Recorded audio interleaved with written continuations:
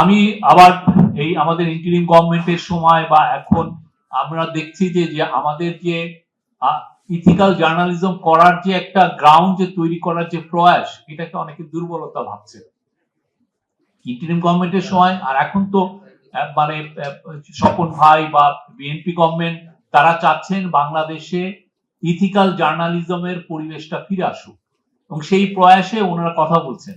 তো যদি ভাবেন যে ফ্যাসিবাদদের দোসর থেকে আমরা ভুলে গেছি, সরি টু সে, আমরা ভুলি নাই। আমরা ভুলি নাই কিভাবে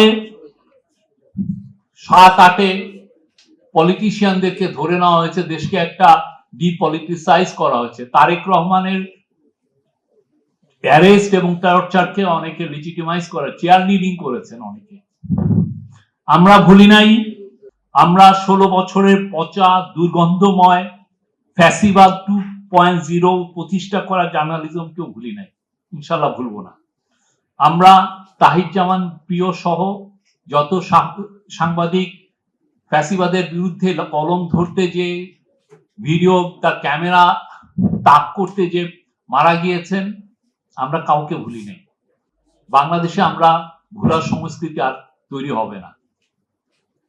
জুন 16 আসবে, আমরা এটা কালো দিবস পালন করব, এবং আমরা সবাইকে নিয়ে, যে আমার বিরুদ্ধ মত তাকে নিয়ে আমরা জার্নালিজম করতে চাই, কিন্তু আমরা ইথিক্যাল জার্নালিজম করতে চাই।